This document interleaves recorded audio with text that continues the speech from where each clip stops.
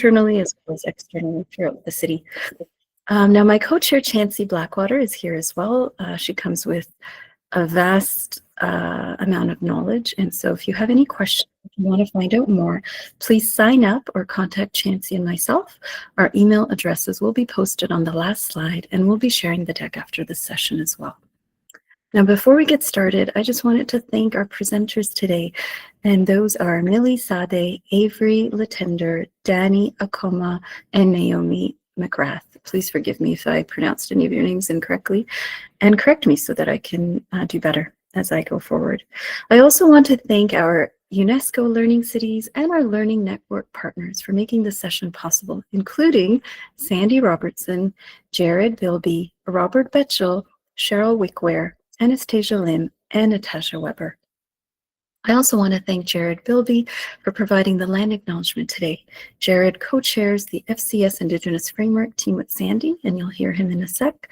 And I'll hand it over to Jared now. So thank you, everyone, for joining us today. I think Jared might be having some technical trouble. Hang on.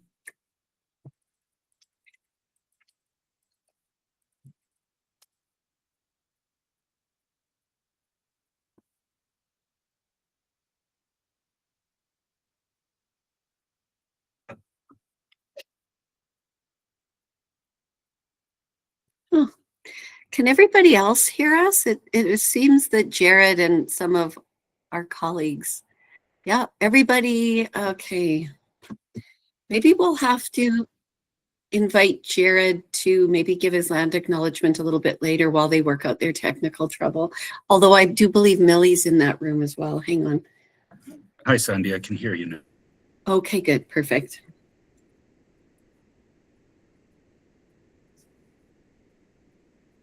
I think Sanchari had just introduced you to start the land acknowledgement.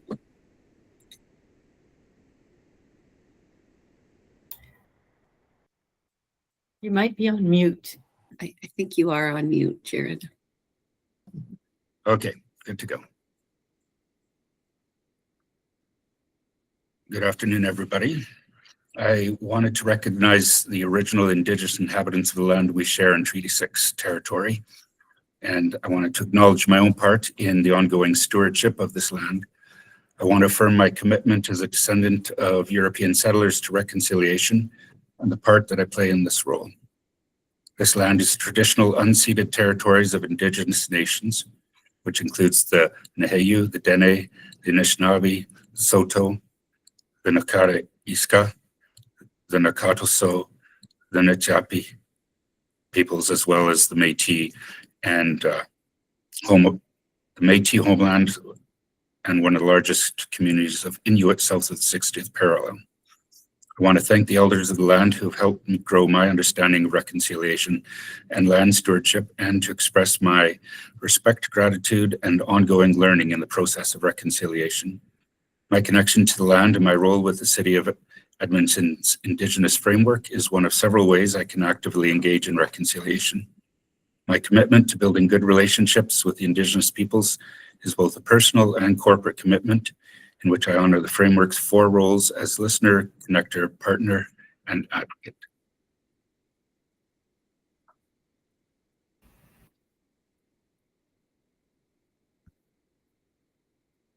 Thank you, Jared. A few quick notes. This session is being recorded, and we're hoping we'll all have time for questions. Please hold your questions till the end. If you could raise your hand, if you have questions, and we'll get to as many as we can. And now I want to welcome Millie Sade to share more about the City of Edmonton's Indigenous framework. Millie plays an important role at the city, connecting with and supporting teams across the organization to action our commitments to reconciliation as a co-lead of the Indigenous framework. Millie is Nahio, Métis, and Mohawk from Michelle First Nation, sorry about that. Having spent most of her life in Edmonton, she has established a cherished home there with her son, husband, and dog. And her son is absolutely adorable. I have met him. You all have to meet him someday. Her profound connection to Indigenous peoples and deep pride in her family's heritage led her down a 20-year career path in Indigenous community development. So off to you, Millie. Wow, thank you, Sancheri, for that introduction. I won't even have to review my introductory slide. But yeah, thank you everyone for having me here today. Just Tanse, Millie Getahu Sadie, Nasiega Sons. My name is Millie. As Sancheri said, I'm from Michelle First Nation. We're a mix of the Kanyangahaga, which is the Mohawk, Métis, and Nehiyaw, which is the Cree. So yeah, I think Sandy, you can go to the next slide. Yeah, so that's just a little bit about me. I work in the Indigenous Relations Office and as mentioned, yeah, co-lead and support the Indigenous framework across the corporation. So yeah, next slide. You covered everything in my intro, Sancheri, and more. Thanks. So I'm just going to be talking about the Indigenous framework, doing a brief introduction before our next amazing speakers. So just to review a little bit of the Indigenous framework, the City of Edmonton's Indigenous framework was approved by City Council in 2021. It is intended to answer the question, how can the City of Edmonton best support and build strong relationships with Indigenous people in Edmonton? It guides the corporation and individual staff on building positive, supportive, and rights-based relationships with Indigenous peoples. And it honors these relationships through 7 corporate commitments that are focused on making positive changes to the city's policies, programs, and services. And that's where I'm hoping to see some of that systemic change. However, this is not a question that the city has only been asking recently. The city has been engaging Indigenous communities, their staff, and City Council on this question for several decades. The framework is not the first relational agreement, but it is a milestone in our continued journey to strengthen relationships between the city and Indigenous peoples. So going back, it's built upon the actions of the Urban Aboriginal Accord, and the Accord, established over 20 years ago, marked a major commitment by the city to build a renewed, respectful, and lasting relationship with Indigenous people and communities. Beyond our own city-based agreements, the framework is also grounded in several other transformative initiatives and historical agreements. The framework seeks to return to the original treaty intentions of mutual respect, responsibility, and renewal, ensuring all people prosper together. It highlights Indigenous peoples as rights holders and acknowledges the government-to-government relationship with First Nation partners. It responds to the TRC calls to action and the MMIWG inquiry calls for justice, both of which highlighted historical injustices and systemic racism.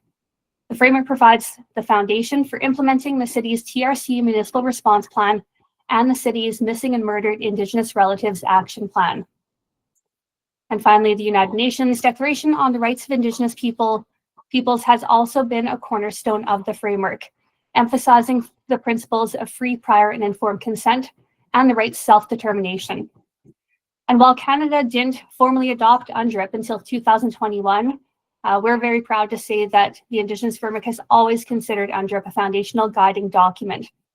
And in fact, UNDRIP forms the first corporate commitment of the framework. All right, next slide. You're so quick there, Sandy. So I've spoken with a lot of different municipalities and organizations who are interested in developing their own similar Indigenous frameworks, and they're always asking us how long the process took.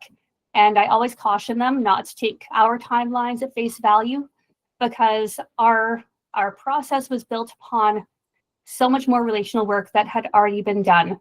So we started this process of building it in around 2018. We were able to have it approved by 2021. But 3 years would not be enough time if that was where you were initially starting this relational process. But due to our prior work and our relationships, we knew as a city that the framework we wanted to build would only be successful if we were to co-create it with Indigenous people and communities. That only Indigenous peoples could effectively help us answer the question on what we as a city need to do to build strong relationships with Indigenous peoples. And this co-creation was an extensive and deliberate process. It included one-on-one meetings with community partners, 7 community engagements, 4 gatherings with elders, and a gathering with Indigenous youth. And we have a really great report online you can read, but participants in this process described it as being like a river with ebbs and flows, and that the journey was just as important as the document that was developed. This description also emphasizes that the framework is a living initiative that will grow and adapt as the relationships mature and as Indigenous peoples' priorities and experiences change over time. And you can see some of this reflected in the logo that's on this slide, where the North Saskatchewan River is depicted as it crosses the City of Edmonton. And that logo is a piece of beaded artwork that was created by Tashina Makokis. And yeah, next slide.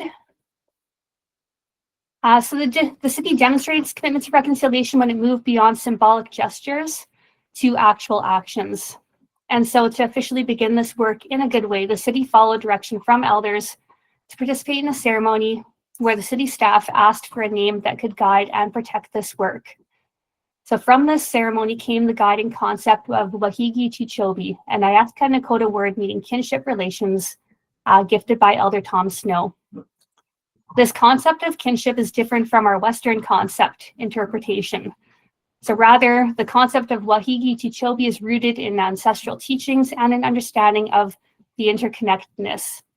These teachings are profound. They define kinship not just as a simple relationship, but a vast web of shared responsibilities to one another, Mother Earth, and all beings. In adopting this concept and the name Wahigi Chichobi, the city accepted its responsibility to Indigenous peoples as a deep connection of mutual honor and respect. And some of the other words you'll see at the bottom of that slide are other translations of kinship in other Indigenous languages from elders that we've worked with over the past. So there are three main elements of the framework, or Wahigi Chichobi, which are the 4 guiding principles, 4 roles, and 7 commitments. So these are the 4 guiding principles, and they have been carried forward from that Urban Aboriginal Accord established in 2005. By honoring the work that the Indigenous community did previously, rather than creating something new, the city demonstrates its commitment to adopt Indigenous worldview into its corporate practice. This worldview is built upon respect, reciprocity, and interconnectedness. And the next one, the second main element, would be the 4 roles.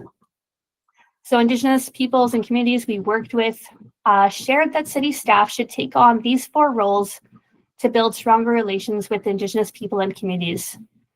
How each city staff lives out the 4 roles within our everyday work and activities will be different, because we are thousands of people doing our jobs in thousands of different ways. Therefore, these roles are not meant to be prescriptive, but are guideposts. They provide direction on the behaviors we must take to be good relatives with Indigenous people and communities. And then the next one. So the third main element, and my favorite from Wahigi Chichobi, are the 7 commitments. So these came directly from Indigenous people and communities that we worked on to build this framework. And these commitments are intended to bring those 4 roles to life by changing individuals and the system. They are how the city will honor the Indigenous framework through positive changes to our programs, policies, and services. These commitments, along with the framework as a whole, inform the strategic direction of the city's reconciliation journey. Next slide. So I love this graph. And I tell people a lot that reconciliation is a very hard word to define. It's very contextual to the Indigenous peoples and communities that we are reconciling with. It's contextual to their experiences, their priorities, and the role that we are bringing to that relationship. And while I think it would be hard for anyone to really define reconciliation, I don't think the city has defined reconciliation. What we have done is we have defined an approach to reconciliation that we are building upon and growing upon. So Wahigi Chichobi is the solid foundation we build all of our future work on. It's the circular willow branches you see in that diagram supporting this web of interconnected work. So the framework is our overarching structure for change across the corporation. And on the far right corner, you'll see what guides the work is kinship and our 4 guiding principles. How we do the work is by enacting those 4 roles. And why we do the work is to honor those 7 community-informed corporate commitments, the calls to action, calls for justice, principles of UNDRIP, and inherent Aboriginal and treaty rights. Within that framework, those colorful swirls, you'll see that we have a significant number of projects, strategies, and plans that help us to advance the corporation's reconciliation path. That includes things such as the TRC Municipal Response Plan, our MMIR Action Plan, our Municipal to Nation Work, and individual department action plans. Most importantly, at the center, you'll see the Indigenous elders, knowledge holders, matriarchs, and community members who are central to our approach. So they are continually guiding this work as we carry forward. Next slide. So I want to get on to the other speakers. So just a quick little segue into why we do land acknowledgements, why they're important, and why they're important within the Indigenous framework. So land acknowledgements are considered a small but meaningful act of reconciliation flowing from the TRC final report. They're a way for non-Indigenous institutions and individuals to recognize and honor the First Peoples and their ancestors to these lands. Specifically, they relate to call to action number 47, which calls upon all levels of government to reject colonial concepts like the doctrine of discovery and terra nullius, which means nobody's land. Land acknowledgements directly challenge the idea that the land was empty prior to European settlers' arrival and affirms Indigenous peoples' inherent right and title to the land. Land acknowledgements are also a way to respect Indigenous worldviews, such as the concept of kinship and reciprocity, and it recognizes the land as a living being and our relative. For non-Indigenous people, the acknowledgement is an opportunity to reflect on the truth about Canada's history. It includes confronting the fact that the building of this country, province, and our city involved significant injustices and the wrongful dispossession of Indigenous people from their homelands. And much of that still continues today. Lastly, land acknowledgements are a way to disrupt the colonial understandings most of us have grown up with.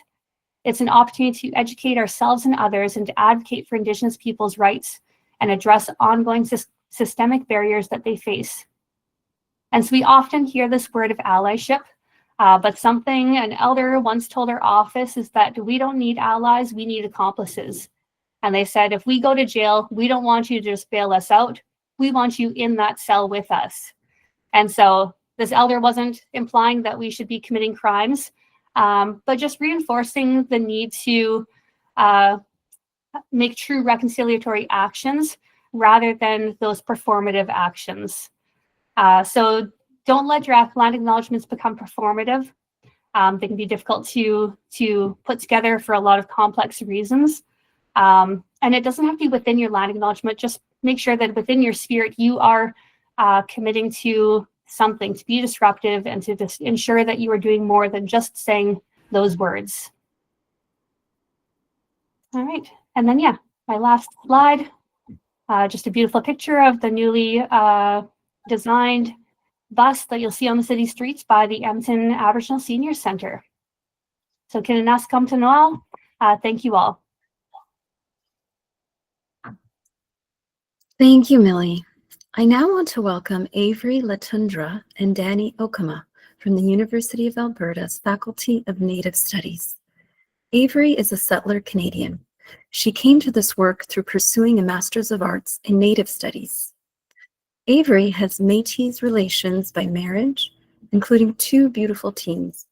She's committed to working towards decolonization in Canada and is keen to build bridges, interconnections, stronger relationships, and knowledge towards those ends. Danny is Anishinaabe and Swampy Creek from Barons River First Nations and God's River First Nation in Manitoba. Born and raised in Winnipeg, she now lives in Edmonton.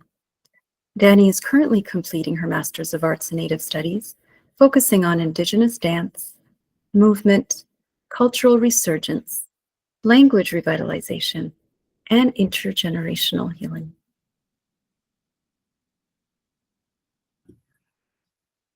Thank you, Sancheri. Such a nice introduction, and thank you everyone for having us from the University of Alberta, from the Faculty of Native Studies. I was saying to Sandy earlier that we just really treasure the partnership that we have from the U of A with the City of Edmonton in so many ways. And yeah, just really glad to be here to talk about a few slides on acknowledging peoples and place as a beginning for ethical engagements, as Millie just said, that it's a very meaningful activity, a very meaningful part of our conversations to have territorial acknowledgements, but certainly we would be in agreement that it's a beginning and not an end to itself by any stretch. So I guess, Sancheri, do you mind going to the next slide? Thank you so much. All right, and I'm going to look at my notes on this side. So one of the things that we wanted to just chat about with all of you, just to build on what Millie was saying, is the importance of recognition. And for myself, as a settler Canadian, a Euro settler Canadian, I really have seen the last 10 years since the Truth and Reconciliation calls to action, the Commission's final report that will be 10 years in the making next year or next week, that it's gained a lot of momentum in places that I've been, and I'm sure a lot of people on the call would agree. And I can see that tie into the TRC's work, but another thing that I learned along the way was that Indigenous nations have been recognizing one another's territories for a very long time. And that was new to me. I didn't know that, but it means a lot to me because it means that as non-Indigenous people in Canada, when we're recognizing those territories and the peoples and ourselves, we're following the practice of the peoples of the place and the ways in which those peoples do life and do things together historically since time immemorial. So I would just follow up to say that it's important to me, I guess, as a settler Canadian, to follow those practices and ways and be respectful of those ways as a person who's living here in Indigenous territories and Treaty 6 and the Métis homeland. And as Millie said, what's being recognized are not only the Indigenous peoples of the place, but also the land and what we would call in Native studies non-human beings. So we're thinking, Dr. Dwayne Donald was on one of your series, and I've heard Dr. Dwayne Donald talk in one of our courses that we're working on together about how we're recognizing, the sacred lands that include the soils and the lands and the sky. We're thinking of plant relations and animal relations. So we can be really expansive when we think about the land and all that entails. The other thing that I think of when it comes to land acknowledgements, and Jared did such a beautiful job today, I think of how I'm recognizing myself too, because settler colonialism is so often invisibilized, and we've been raised up. I'm 45 years old. I was born in Edmonton, and I can say for myself that certainly I was raised up to not see settler colonialism and to not know the political, economic, and social reality of what that is that I'm part of. And when I think about recognizing Treaty 6, the Métis homeland, and the peoples, the lands, I also think about recognizing myself and my role in that, not only historically, but my commitment of what I want to do in the future.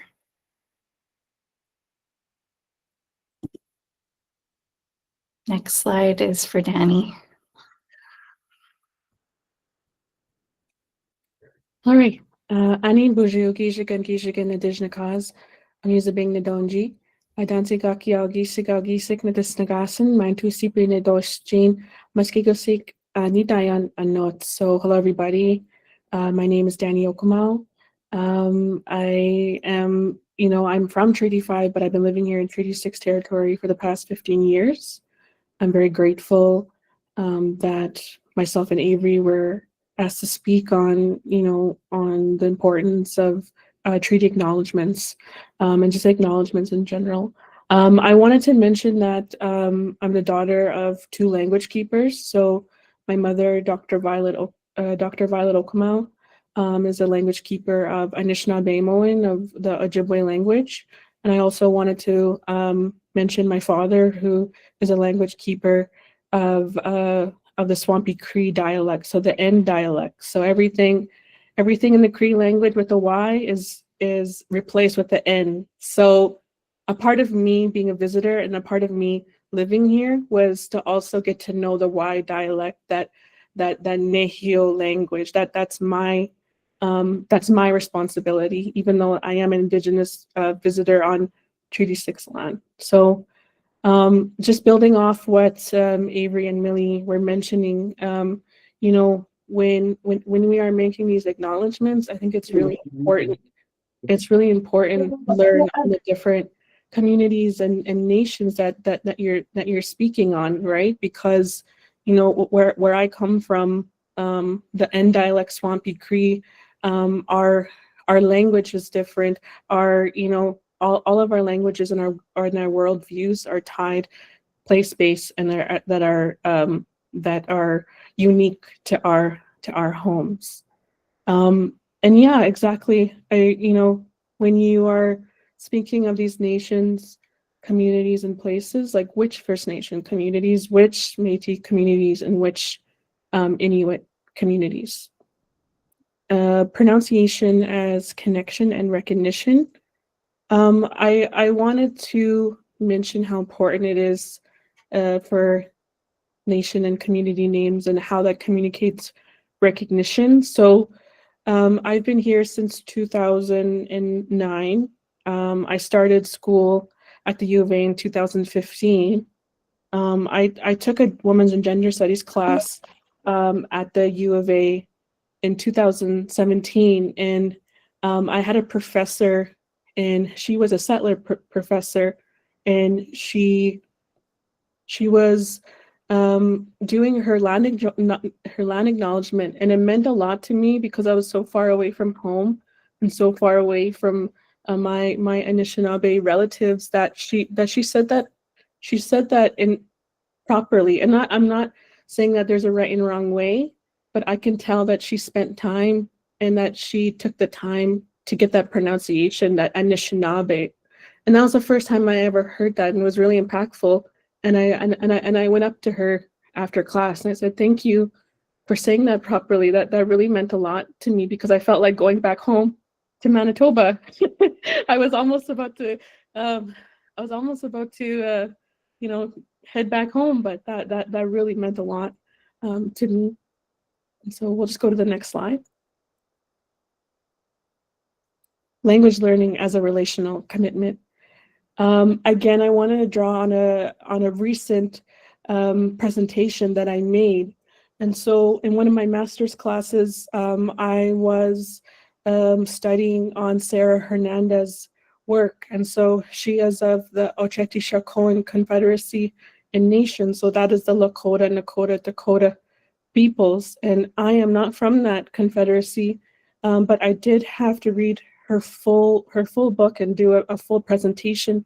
And it was so important to me to get those words and to build a relationship with them. So what I did was I looked online for online panels in which she introduced herself, and I would go for 20 minutes and I'd go rewind and I'd press play, and I would get those names right because I know how important that language is tied to the land. And so, like in Indigenous worldviews, language is living, right? And it's place-based and it's tied to the land.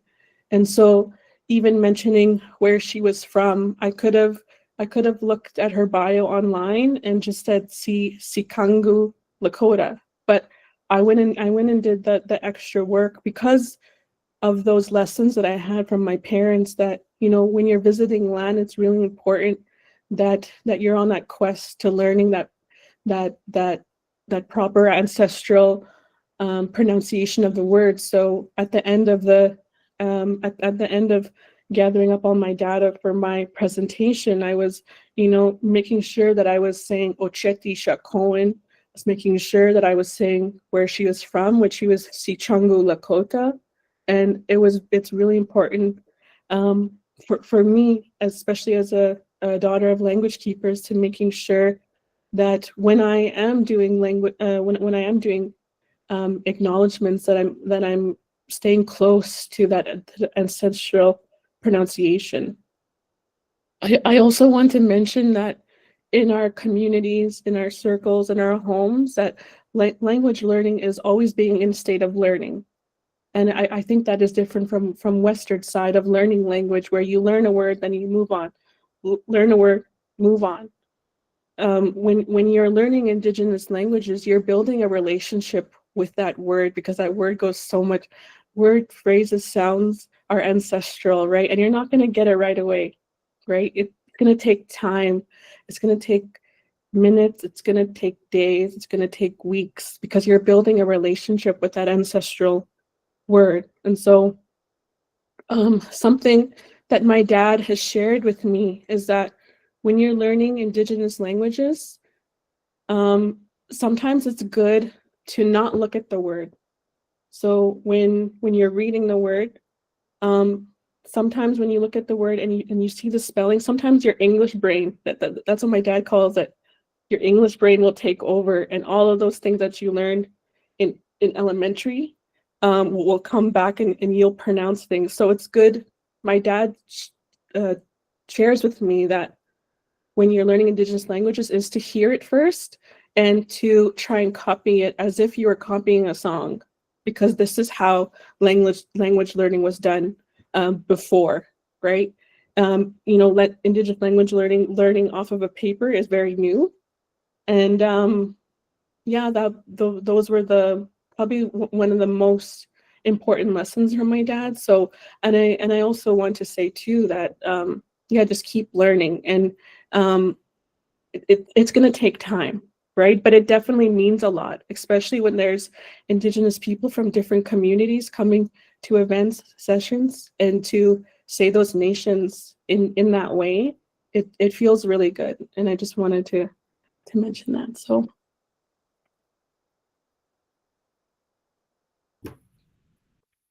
Go to the next slide. I love the popping hearts. Okay, thank you, Danny. We're going back and forth here. One of the things that we wanted to touch on as well is the importance of truth first. And knowing the truth means often having to spend, as Danny said, putting in that effort to learn. So knowing the truth about the history of what's happened in Canada with settler colonialism and continues to happen is an important step to being able to make an acknowledgement meaningfully and make appropriate commitments as a Treaty 6 person. And, as Millie said about the significant injustices and the wrongful dispossession, we really need to acknowledge, to ourselves as settler Canadian people, what has happened. And I think recognizing that is a step, and knowing about that is a step to rebuilding trust and having renewed relationships. It's hard to have a relationship with someone that doesn't know the truth about the situation that you're in. And yeah, so just I think when we're making commitments and when we're making those acknowledgements, being able to know those things and have that mindset and awareness is really fundamental, I think, to the meaning behind the words that are said, as again, the beginning of an ethical engagement, and not the end act itself. So one of the things, I guess, too, is just what does it mean to have an obligation as a treaty person, as a treaty signatory? I often think about that in how I'm, comporting myself in what I'm saying and what I'm actually doing, as Millie said about the difference between an ally and an accomplice. So really thinking through, am I adequately committed? Am I knowing what my responsibilities are to stand with Indigenous peoples, to be educated, to know what the issues are and how I can support justice and equity. So just knowing those obligations and speaking to those obligations. Danny, next slide.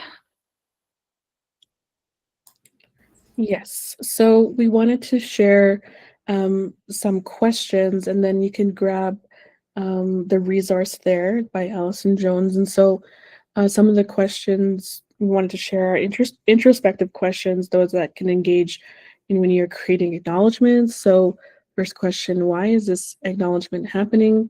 What is your relationship to this territory? How did you come to be here? What intentions do you have to disrupt and dismantle colonialism beyond this territorial acknowledgement?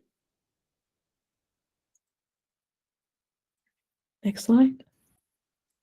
So just to round out our presentation, we have a number of topics available at the Faculty of Native Studies, and these are all topics that have been designed for professional learning. So they're in smaller units of time commitment ranging from 10 to 20 hours, where you can self-direct your learning online. All of these topics are currently available, except for Indigenous engagement and partnership development. That one is coming in the spring. And so I would really urge you to go to our website and check it out if anything in the presentation today really sparks interest for you that you'd like to commit to more learning. Native Studies is an Indigenous-led autonomous unit at the University of Alberta, and so each of these courses is led by Indigenous academics and thought leaders. So really cool content, and we get such good feedback all the time. Please check it out if you'd like to use that as one of your next steps. Thank you. Thank you so much, Avery and Danny. I now want to welcome Naomi McElrath. Naomi honors her Cree, Anishinaabe, and European relatives in her work as a dedicated community educator and peacemaker. In her role with the city, she builds lasting and genuine relationships with Indigenous peoples by speaking the truth and fostering a better path forward. Anse, Idlanate, Uki, Aning, Abawashte. So hello everyone. My name is Naomi McElrath. I'm from Beaver Mountain House. My parents are from Treaty 4, and my ancestors are from Treaties 1 and 3. I want to just thank Sandy Robertson and Sanchari Kader and the Lunch and Learn Committee for asking me to speak today. I'd also like to thank Millie and Chansey and the rest of the Indigenous Relations Office and Allison Appink and Nicole Fraser for supporting me in the work I do leading the Indigenous Framework Learning Sessions for the city. And also just to Millie and Avery and Danny for sharing your knowledge today. I also wanted to thank Jared for your genuine and meaningful land acknowledgement. Really great. And all of you who joined us in Zoom or Google Land, thanks for being here. So I've greeted you in Nihiawewin, which is Plains Cree language, Dene, Blackfoot, Anishinaabemowin, and the Stoney languages, because these are some of the Indigenous languages that were outlawed in our nation. So throughout my presentation, I will speak just a bit of Nihiawewin. The translation is in the English, you hear just before or just after the Nihiawewin. So let's begin with some important words from Treaty 6. So these are, famous Nihiawewin Itwewina Cree words from Elder Jim Ka Nipitesteo. And interestingly enough, Nipitesteo means he who walks side by side. I just think that's a really cool analogy. So this is how they sound. How eko seko ewakoma kis asto tamakok. Kakeke iskoikok bisimka bimote. Iskoikok sipi ka pimitzowak. Iskoikok maskusia ke sa kekeke eko spe iskoka bimote magan kes asota maatan. And they mean this, indeed, thus now the promises which I have made to you forever, so long as the sun shall cross the sky, so long as the river shall run, so long as the grass shall grow. That is how long these promises I have made to you will last. So the teaching from that is Treaty 6, 1876, Treaty 7, 1877, Treaty 1, 1871. They're not stuck in those years. 2025, 3025, 4025. The treaties are a forever relationship. Could I have the next slide, please? Thank you. So what is it about Indigenous peoples, treaties, and land acknowledgements that we need to understand? Let's look at some untruths that we need to unlearn and the taken for granted that we need to unsettle. And as Jared said, and as Millie said, and Avery and Danny said, Indigenous peoples did not cede, surrender, release, or give up the land.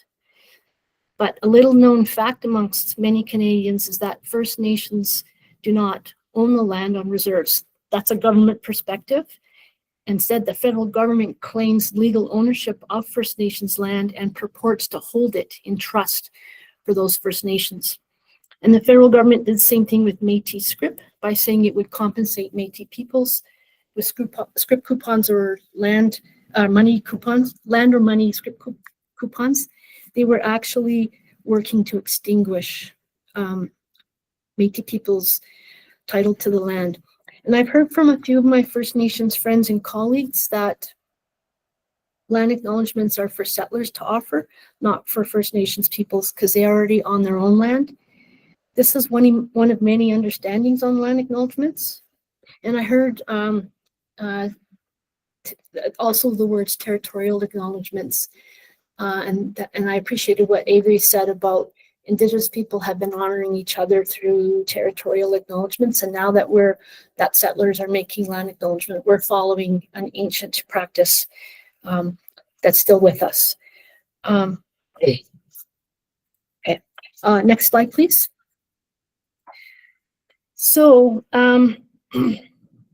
this morning on my commute to work, and then when I went to Tim Hortons, I'm heartbroken to see so many houseless Indigenous peoples. So why are so many Indigenous peoples houseless in their homelands?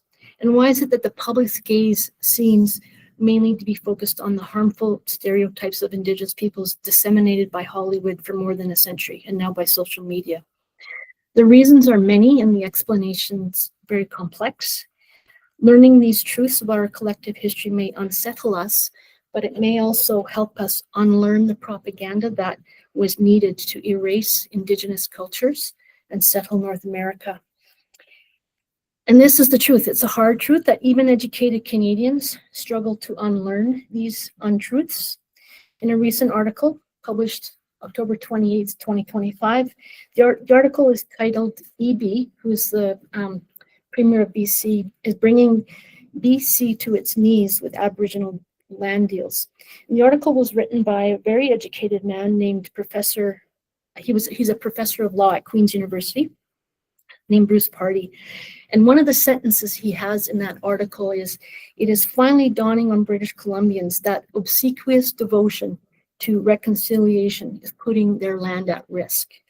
So the article basically challenges the provincial government in BC that is trying to reconcile in a good way with Indigenous peoples, and this article is challenging that. So Pardy, the article writer, and many settler-descended Canadians across the country are getting rather nervous of this. And I've learned that from First Peoples academics that this is exactly what a land acknowledgement should do.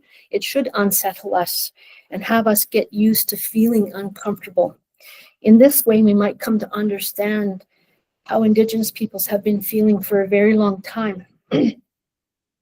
It's been a long journey, and I have learned that Indigenous peoples' perspectives on treaties were to share land. When I worked at the Indigenous Peoples Experience at Fort Edmonton Park, we had a program called A Treaty is a Promise. And from the treaty wall in the Indigenous Peoples Experience, we taught children and other visitors that peace, harmony, sharing, rights, and responsibilities are the values that informed and continue to inform Indigenous peoples' understandings of treaties and land acknowledgements. Could I have the next slide, please? So just some tips. A settler's land acknowledgement begins with knowing that it is only a first or very early step in the reconciliation process. A settler's land acknowledgement informs the audience that the treaties are just as relevant today as when they were negotiated, and that we all have treaty obligations. And a settler's land acknowledgement is an expression of respect and gratitude to Indigenous people's generosity in letting us live here, to the land for its generosity in sustaining us, and to the Creator for giving us life. And I like to say, I think it's in one of my poems, everything between the stones and the stars. So some important questions that we need to contemplate to offer a meaningful land acknowledgement. And I'm pretty sure, Jared, with yours, that you did some deep thinking about this. What's the purpose of what purpose does my land acknowledgement serve? How will I move my land acknowledgement beyond a simple formality to a commitment to reconciliation? How can I connect the truths about colonial traumas in my land acknowledgements to the reasons for this particular gathering? Who will be the audience to hear it? Indigenous people, non-Indigenous people? Who are the Indigenous peoples of this territory? What are their names in their own languages? How can I learn to say those names correctly, as Danny was telling us a little earlier? Am I uncomfortable and unsettled in offering this land acknowledgement? If so, why? Am I prepared to carry this discomfort and unsettledness into the future? And rather than giving a performance, how will I give meaning to the words in my land acknowledgement? The next slide, please. So this says in the slide, which means reciprocity and setting things right. So I can honestly say that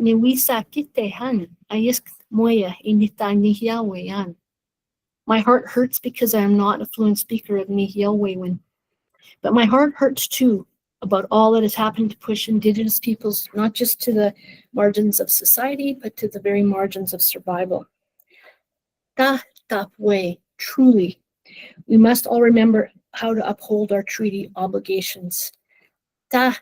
Way, truly, we must all embrace the uncomfortable feeling of knowing that our ancestors left us with the hard work of unlearning a one-sided and less than truthful history. Way, truly, we must commit to self-reflection, deep listening, and a sincere effort to rebuild genuine and respectful relationships with Indigenous peoples. I am Métis and I'm also a settler, and I have felt unsettled for much of my life. I thank the Creator for the gift of good sleep so that I can persevere in my peacemaking work every day. I have worked for most of my life in Indigenous matters and reconciliation, and I carry this deep burden of feeling unsettled everywhere I go. Way, truly, we must do the good work of setting things right. And the next slide, please. So question I ask is, what's stopping us from sitting in a circle and listening deeply? How will we extend our land acknowledgements beyond mere recognition to state what real steps we will take to improve or build respectful relationships with Indigenous peoples? What historical truths will we share in our land acknowledgements to inspire those listening to learn more? What does it mean to us knowing now that none of the land in what we now call Canada, even treaty land, was surrendered? And in offering this land acknowledgement, how do we see ourselves carrying the responsibility to share our knowledge and educate others about our colonial history and why we are offering land acknowledgements? Okay, next slide, please. So this is one example of a personalized land acknowledgement. It's from a settler, and he gave me permission to share it with you. And he took some time to think about this. I'm a grateful visitor to someone else's ancestral territory. I am conscious of the way I conduct myself as a relation on this territory. And I recognize that my privilege includes the responsibility to build trust through consent and accountability, because we are all treaty people. And that's from Bill Hansen Hope. He works at Fort Edmonton. Okay, next slide. So Richard Price is a lifelong friend and advocate for Indigenous peoples, and he played an important part in opening the School of Native Studies at the University of Alberta in 1988. And as a non-Indigenous person, he invested his career learning about Indigenous understandings of land, relationships, and what we can do to learn from the past to do better in the future. So I will share his words to close my presentation today. And I would just please ask you to accept his use of the word Indian, not as disrespectful, but as a burden we carry through our history. The stress on relationships of mutual respect and sharing of the bountiful resources of this land of Canada has been an ongoing theme of Indian leaders in Canada, West and East. The 500th anniversary of Columbus's discovery of North America is in 1992. Many North Americans see this as an occasion to celebrate. Native North Americans are much less certain that there is much to celebrate. Canada's future generations receive a mixed legacy. One legacy is that of broken treaty promises or failure to fully implement treaties. Yet there is also a positive legacy of mutual respect and cooperation gained from the original spirit of the treaty negotiations and the partial fulfillment of treaty promises. Thus, there are aspects of our history which are well suited to building more harmonious relationships as a legacy for future generations. And it's from his book called Indian Treaty Relationships. It's been a long time since I've seen Richard, but I appreciate his words because they help me understand that there is a better way forward.